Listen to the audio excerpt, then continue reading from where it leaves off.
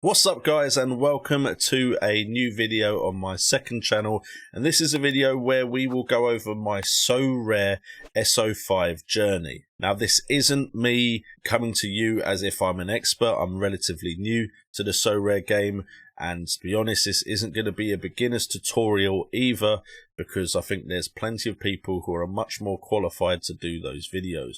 What this is my journey playing Sorare, and then maybe in the future when I've got a bit more confidence and had a bit more experience, maybe we'll do some tutorial type videos and that sort of thing. But right now this is just a Sorare journey, say a road to glory, but we will of course quickly cover what Sorare is. So Sorare is a collectible card game as well as a fantasy football game. It is in the NFT space where all cards are only printed so many times in different scarcities. You have limited cards where there's 1,000 cards printed per season. You have rare cards where 100 are printed per season. You have super rares where there's 10 printed per season. And you have uniques where there is only 1 printed per season. Now, of course, the higher up you go in the scarcities, so unique, for example, is going to be much more expensive than the limiteds because of how few are released. Every single card has a value which can fluctuate depending on injuries, transfers, and performances in the game. And you can take these cards and play in what's called SO5, which is 5-a-side fantasy football, where there's different divisions that you can enter your side in. And the division I am focusing on at the beginning of my journey is the Global All-Star, where you enter rare cards and you can potentially win not just prizes for getting first, second and third, but by getting over 205 points or 250 points, you can win Ethereum, which then can of course be reinvested into your gallery of players. I know that's all a lot to take in, and hopefully through this journey we'll go over small bits and pieces, but the main thing I want to say is this game does take some initial investment. I invested £50 into this game in August and focused mainly on limited cards and trading that value up. So I bought a lot of limited cards from Sporting Lisbon, for example, when they first came out on the market auction, and I got them at relatively cheap prices. And then a month later, I sold the ones that I bought for £5 to £10 to £15, and I sold them for £20 up to £40, and managed to build my ETH value up. Then I started to invest in some rares, bought some expensive rares around £100, and then managed to sell them on for £180, and eventually built up enough that I could invest into an actual 5-a-side team. If you do decide to join, I do have a link in the description, which is my referral link, and after you buy 5 players on the market auction, you do then get a free card after that 6th initial card, and I also get a free card as well, just for full transparency. And I believe it is only on the limited market, which is the 1,000 scarcity cards. And I also believe, depending on the value of players you buy, it does depend on the reward. I got an absolutely shocking reward because I of course bought very cheap players. Play the game how you want to play, but just be aware it is a game where you're investing money into it, and you can see a loss on your initial investment, as we may discuss with some of these players on the screen right now. So please play the game responsibly, and now we're going to cover how I managed to do in game week 226. Yes, that's weird to say for a Fantasy Premier League player. Now, we are of course in the AllStar League division, where we are allowed to play with at least 4 rare players, and we're allowed to put in a common player being one that has no actual value in the game, and is given to you at the beginning of the game so you can get used to how the game works. And you can just play with common cards. You don't have to enter all the other leagues. You can just enter the common league with common cards. Now, fortunately, I managed to get Alisson when I started the game. I think you pick 3 of your favourite clubs and you're likely to get players from them. And I picked Liverpool just because Liverpool generally do well in the game. And I managed to get Alisson, which is great because goalkeepers in the rare market and any scarcity market are quite expensive. Unfortunately, he does take a multiplier that reduces his points. As you can see on the screen, it's a multiplier of 0.59, which means he got 63.2 points, but that of course is lowered to 37.3.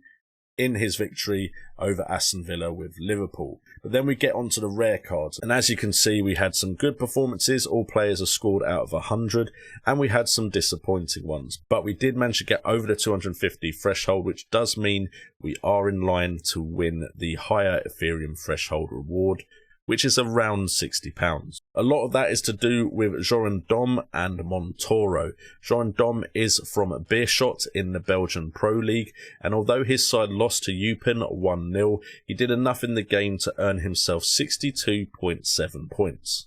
A lot of that is to do with things like possession won, tackles, passes that are successful, and you can also of course lose points for unsuccessful passes, yellow cards and the like. But he managed to come in with 62.7 points, and to hit that lower threshold of 205, we're really looking for about 46.5 points on average, and he of course got well over that with 62.7. Montoro was a villain at the beginning of the game against Cadiz. He plays for Granada.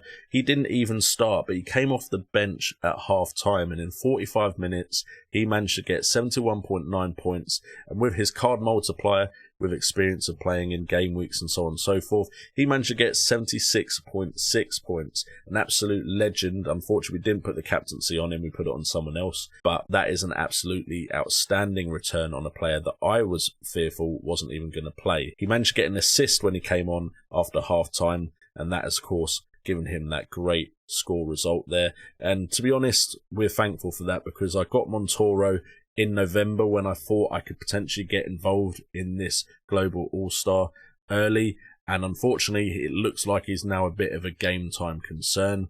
He did not play in the game week before this one because of suspension, and he didn't start in this one, but hopefully that assist means he is now in line to start more games. And then we move on to Samuel Bastien, who plays for Standard Liège, again in the Belgian Pro League. He got 46.8 points with the captaincy, and his multiplier that went up to 58.3, and that was in a win against relatively tough opposition. And although he had no significant scores, he still got over that 46.5 quite easily with the captaincy on him. And it's those three players that really have managed to get me to 260.81 points. And then the real downside of this video is it's Cedric Itten. He is my most expensive player, and he's dropped around £90 in value, because I think I bought him just after an international break where he did very well for Switzerland, and now he's not really playing for Grufurth or Firth Groof. I don't know how to say that Bundesliga team name. I really do apologise. I know I've butchered that royally. He's on loan from Rangers, playing in the Bundesliga, and he doesn't seem to be a starter. He did come on off the bench, and you start on 25 points when you come off the bench, and he got 24.6. So he looks like a bit of a failure of a purchase for me, but with this Ethereum that we've won, there's the potential we could try and sell him, and with the Ethereum get a different striker. And also the Bundesliga does have a Christmas break coming up, which means he won't be available for quite a few game weeks until January. But overall, we're very, very happy to have managed to have won our Ethereum prize of 0.002 Ethereum, which is just below £60, I believe, at the time of recording this video. Just to give you a bit more of a background of the league I am playing in, and we will cover other things as we go along in this road to glory. The AllStar League that I am in does have, for the next game week, 227 8,437 competitors. It is one of the more competitive competitions you can enter in, and that is of course because of that threshold that you can see at the bottom there. Over 250 points gets you 0.02 Ethereum, £57.88, and the 205 points gets you £28.94. And then you can see the tier rewards. So if you get in the top 100, you will win a tier 3 rare card. 8th to 33rd, you manage to get a tier 2 rare card. 4th to 7th, a tier 1 red card. And then of course, if you manage to get a podium place, not only do you get Ethereum, which you can then reinvest in your gallery, but you also get a star rare, which could be an amazing player to add to your gallery. Right now, we're mainly concerned with the thresholds at 260 points. I don't think we were anywhere near getting a tier 3 reward, but of course, if they're a playing player, they could add to your gallery to get those threshold points if you ever do hit that top 100. And now finally we look at my Team 4 game week 227, and unfortunately the main point we should point out here is that Montoro doesn't actually have a game. Now, we're still entering with the hope of getting that 205 point threshold, but with Montoro being such a significant part of us getting the threshold in the last game week, it is a very big concern that he doesn't play. We do have Alisson, who of course has Newcastle. Hopefully we could get maybe 100 points off of him and then get that half to 50.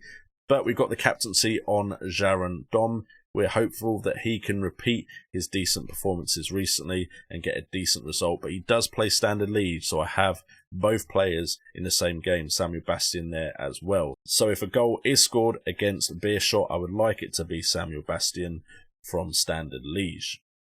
And then the real pain is, of course, we've got Cedric Itten playing against Borussia Dortmund. That is going to be a very tough fixture, of course. We don't even know if he's going to start. Who knows, they might even go more defensive and play less forward-minded players. But I'm hopeful that maybe because he didn't start on the weekend, he might start midweek, which is what we're really hoping for. And unfortunately, he then will go on a Christmas break, and we need a forward to bring into the side. Hopefully, with the threshold that we've won and maybe some more money coming in from sponsors on my other channel, FPL Today, we might be able to bring a forward in that at least features over the Christmas period. Anyway, guys, if you have enjoyed this video, please do hit that like button, subscribe, and hit that notification bell. I hopefully will do regular videos on Sorare just so you can stay up to date with my journey. And then maybe in the future, we'll do other videos around Sorare. Also, if you do want to play Sorare yourself, do use the link in the description down below. It benefits both you and me, so that would be greatly appreciated. And also, do play responsibly if you are going to get into Sorare. If you are going to get involved in Sorare and invest money. With all that being said, I've been JNO. This has been my second channel that I still don't know what I'm going to name. And remember, it's all about the game.